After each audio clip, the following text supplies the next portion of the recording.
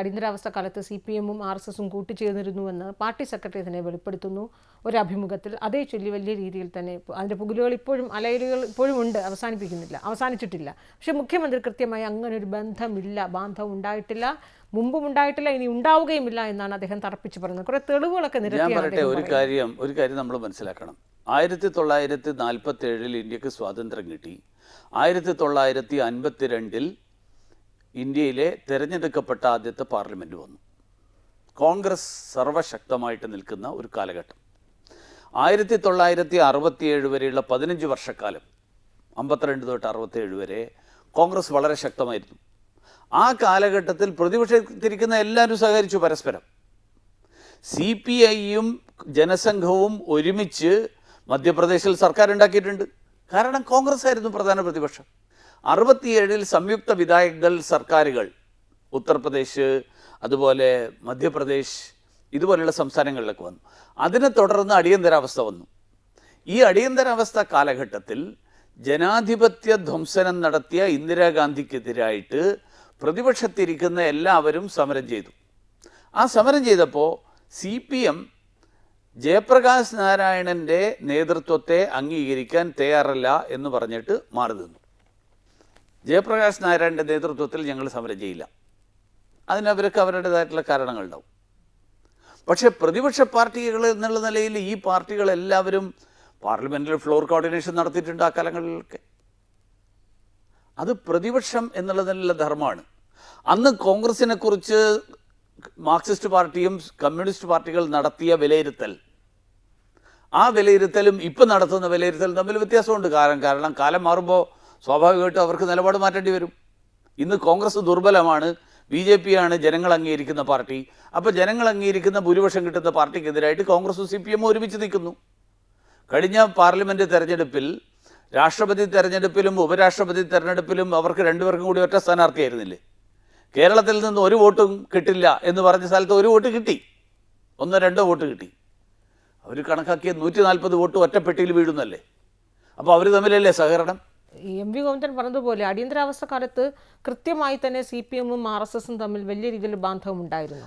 RSS-ഉം CPM-ഉം തമ്മിലുള്ള ബാന്ധവമൊന്നും ഉണ്ടായിട്ടില്ല. ബാന്ധവം എന്ന് പറയുന്നത് അടിയന്തരാവസ്ഥക്കെതിരായിട്ട് ഞങ്ങൾ സമരം ചെയ്തു, ജനസംഘം സമരം ചെയ്തു, RSS സമരം ചെയ്തു, മറ്റ് പ്രതിപക്ഷ പാർട്ടികളൊക്കെ അതിൻ്റെ കൂടെ ലോക് സംഘർഷ സമിതിയുടെ ഭാഗമായിക്കൊണ്ട് കുറേ പേര് സമരം ചെയ്തു. CPM-ന് അത് ചെയ്യാൻ അവർക്ക് തൻ്റെ ഇടം ഉണ്ടായില്ല. കാരണം ഇന്ദിരാഗാന്ധിയുടെ ഭരണത്തെ എതിർത്തുകൊണ്ട് എത്ര കാലം ജയിലിൽ കിടക്കും? അതുകൊണ്ട് EMS-നെ പോലത്തെ ആൾക്കാർ സ്വതന്ത്രമായിട്ട് അവർ പുറത്തിറങ്ങി നടക്കരുതില്ലേ? EMS ജയിലിൽ കിടന്നിട്ടില്ലല്ലോ. എൻ്റെ ധാരണയിൽ, എൻ്റെ ഓർമ്മയിൽ 1975 EMS ജയിലിലായിരുന്നില്ല 2 കൊല്ലക്കാലം. ജനസംഘത്തിൻ്റെ അഖിലേന്ത്യാ നേതാക്കന്മാർ മുഴുവൻ 19 മാസക്കാലം ജയിലിലായിരുന്നു. അപ്പോൾ അടിയന്തരാവസ്ഥക്കെതിരായിട്ട്, ജനാധിപത്യ ധ്വംസനത്തിനെതിരായിട്ട് CPM-ൻ്റെ നിലപാട്, അത് താത്വികമായിട്ടുള്ളവരുടെ നിലപാടെന്താ? അപ്പോൾ ഇത് ആ സന്ദർഭങ്ങളിൽ അതേ സമയത്ത് പിണറായി വിജയൻ കൊടിയ മർദ്ദനം ഏറ്റിട്ടുണ്ട്. അന്ന് ഈ ജനസംഘം ജനതാ പാർട്ടിയുടെ ഒപ്പമായിരുന്നു. അന്ന് ഈ പ്രതിപക്ഷ പാർട്ടി ഉണ്ടാവുന്നത് പിന്നീടാണല്ലോ.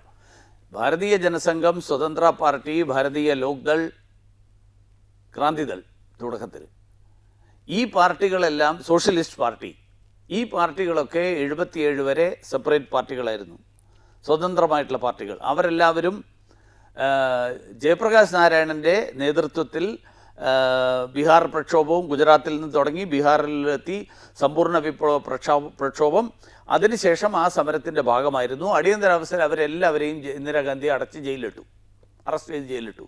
CPI ഇന്ദിരാഗാന്ധിയെ പിന്തുണച്ച ആളുകളായിരുന്നു. CPM പിന്തുണച്ചില്ല, എന്നാൽ പരസ്യമായിട്ട് എതിർത്തില്ല. അപ്പോൾ ആ സമയത്ത് അടിയന്തരാവസ്ഥ സമയത്ത്, അതേ സമയത്ത് 77 തെരഞ്ഞെടുപ്പ് വന്നപ്പോൾ, 77 ലോക്സഭാ നിയമസഭാ തെരഞ്ഞെടുപ്പ് 77 മുമ്പത്തെ ഈ സമയത്ത് അടിയന്തരാവസ്ഥ പ്രക്ഷോഭം നടക്കുന്ന ഒരു സമയത്ത് RSS-ഉം CPM-ഉം അല്ലെങ്കിൽ ജനസംഘം CPM-ഉം തമ്മിൽ യാതൊരു ബന്ധവും ഉണ്ടായിരുന്നില്ല. ജനസംഘവും CPM-ഉം തമ്മിൽ ആ തരത്തിലുള്ള ഒരു മുന്നണിയുടെ ഭാഗമായിട്ട് എന്തായാലും പ്രവർത്തിച്ചിട്ടില്ല.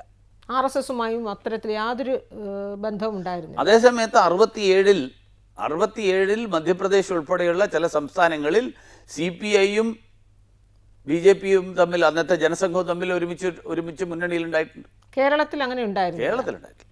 കേരളത്തിൽ ജനസംഘം അന്ന് വളരെ വളരെ ദുർബലമായിട്ടുള്ള തിരുവനന്തപുരത്തെ ചില മണ്ഡലങ്ങളിൽ 1500 വോട്ട് കിട്ടാത്ത പാർട്ടിയായിരുന്നു. അതുകൊണ്ട് ജനസംഘം അന്ന് ഒരു വലിയ റിലവൻറ്റ് പൊളിറ്റിക്കൽ ഫോഴ്സ് ആയിരുന്നില്ല. പക്ഷേ പിന്നീട് 77 ആ തെരഞ്ഞെടുപ്പിലായിരുന്നു ജനസംഘിലെ പല നേതാക്കന്മാരും CPM-ഉം തമ്മിൽ. അത് ഈ പിണറായി വിജയൻ ആദ്യമായി നിയമസഭയിൽ എത്തുന്ന ആ തെരഞ്ഞെടുപ്പിൽ പോലും നല്ല രീതിയിൽ തന്നെ പിന്തുണ ഉണ്ടായിരുന്നു. 77 ജനതാ പാർട്ടി, അന്ന് ജനസംഘമില്ല, ജനതാ പാർട്ടിയും CPM-ഉം ഒരുമിച്ച് ഒരു മുന്നണിയായിട്ട് മത്സരിച്ചിരുന്നു. ഏറ്റവും ചുരുങ്ങിയത് പരസ്പര ധാരണയുണ്ടായിരുന്നു. മുന്നണിയുടെ ഭാഗമായിരുന്നു എന്നുള്ളത് എനിക്കിപ്പോൾ കൃത്യമായിട്ട് ഓർമ്മയില്ല. പക്ഷേ ഒരു ധാരണയുണ്ടായിരുന്നു. അന്ന് മഞ്ചേശ്വരത്ത് KG മാരാർ മത്സരിച്ചിരുന്നു, അതുപോലത്തെ ആൾക്കാരൊക്കെ മത്സരിച്ചിരുന്നു. അപ്പോൾ ഈ കോൺഗ്രസ് ആരോപിക്കുന്ന പോലെ അന്ന് പിണറായി വിജയൻ ആദ്യമായി നിയമസഭയിൽ എത്തുമ്പോൾ ഈ RSSന്റെ പിന്തുണയോടുകൂടി ആയിരുന്നു, അല്ലെങ്കിൽ ജനസംഘ നേതാക്കളുടെ പിന്തുണയോടുകൂടി ആയിരുന്നു എന്ന് പറയുമ്പോൾ അത് ശരി തന്നെയാണ്. കോൺഗ്രസ് ആരോപിക്കുന്നത് എന്ന് പറയുന്നത്, കോൺഗ്രസ് ആ കാലത്ത് CPM-നെ എതിർക്കുന്ന കോൺഗ്രസ്, ഇപ്പോൾ കോൺഗ്രസും CPM-ഉം ഒരുമിച്ച് നിൽക്കുകയല്ലേ അഖിലേന്ത്യാ തലത്തിൽ. ഓരോ കാലത്ത് പ്രതിപക്ഷത്തിരിക്കുന്ന ആളുകൾ സഹകരിക്കുക എന്നുള്ളത് അത് രാഷ്ട്രീയത്തിൻ്റെ ഒഴിവാക്കാൻ പറ്റാത്തൊരു കാര്യമാണ്. അതിൽ അവരുടെ നയവുമായിട്ട് ബന്ധപ്പെടുത്തേണ്ട കാര്യമില്ല. അതിപ്പോൾ അവർക്ക് വരാൻ പറയാം. എനിക്ക് വേണമെങ്കിൽ ചോദിക്കാം, നിങ്ങൾ അങ്ങനെ എതിർക്കുന്ന, നിങ്ങൾ രാഷ്ട്രപതി തെരഞ്ഞെടുപ്പ് നടന്നപ്പോൾ നിങ്ങളെല്ലാവരും ഒരുമിച്ചല്ലേ വോട്ട് ചെയ്ത്? ഇപ്പോൾ നിങ്ങൾ തമ്മിൽ എതിർക്കുന്നത് ഉപരാഷ്ട്രപതി തെരഞ്ഞെടുപ്പിൽ ഡൽഹിയിലും രാഷ്ട്രപതി തെരഞ്ഞെടുപ്പുകളിൽ സംസ്ഥാനങ്ങളിലും ഇവിടെയൊക്കെ വോട്ട് ചെയ്തത് CPM-ഉം കോൺഗ്രസും ഒരുമിച്ച്. അപ്പോൾ നിങ്ങൾ CPM-ഉം കോൺഗ്രസും തമ്മിൽ അങ്ങനെയാണെങ്കിൽ CPM-നെ നിങ്ങൾ എന്തുകൊണ്ട് കൂടെ കൂട്ടി? RSS-ഉമായിട്ട് സഹകരിക്കുന്ന പാർട്ടിയാണ്, ജനസംഘവുമായിട്ട് സഹകരിച്ച പാർട്ടിയാണ് CPM എങ്കിൽ നിങ്ങൾ CPM-നെ എന്തുകൊണ്ട് കൂടെ കൂട്ടുന്നു? നിങ്ങൾ എന്തുകൊണ്ട് ഇപ്പോഴും അവരെ ഇന്ത്യ സംഘത്തിൽ ഉൾപ്പെടുത്തുന്നു?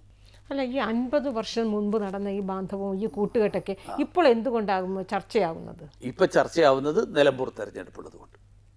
ജമാഅത്തെ ഇസ്ലാമി വഴി മുസ്ലിം സമുദായത്തിൻ്റെ വോട്ട് കിട്ടാൻ RSS എന്ന് പറയുന്ന ഒരു ഭീകര വസ്തുവുണ്ട് എന്നുള്ള ചിത്രീകരണം നടത്തണമെങ്കിൽ RSS-നെ ഭീകര വസ്തുവായിട്ട് ആദ്യം അവതരിപ്പിക്കണം.